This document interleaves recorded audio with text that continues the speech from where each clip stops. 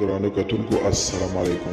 زه محمد سلمان همدرد د حق غږ پښتو چینل خبري لنډیز کې ستاسو قربا اوس تاسو په امر اړوند د مهمو خبرونو لنډیز.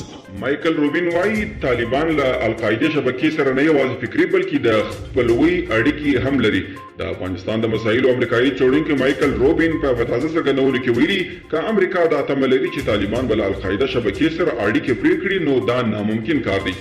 په ملګرو ملتونو کې د هند مرستیال دایمي استازي ویلي چې افغانستان د نړیوالو قوانینو پر بنسټ سمندرونو او نړیوالو سوداګریزو مارکیټونو ته د لاسرسي حق لري. نو له همدې امله ملګرو ملتونو ته پکار ده چې په دې لاره کې د ځینو هیوادونو له لوري جوړ شویو خنډونو په پوره جدیت له منځه یوسي. د بدخشان ولایت د فیض آباد بارک پر لویه لاره له لوړ ځایه سیند ته د یوه سراچه موټر د لوېدو پیښه کې د یوې کورنۍ 6 غړي وژل شوي دي چې یو تن ماشوم هم پکښې شامل دي. چارواکي وایي تر اوسه یې د 4 کسانو جسدونه راایستلي او د 2 نور لټون روان دي. د هوایي ځواک افسر وایي زما پر ځای د لوړپوړو افسرانو خپلوان بهرنیو زده کړو ته لیږدول کیږي.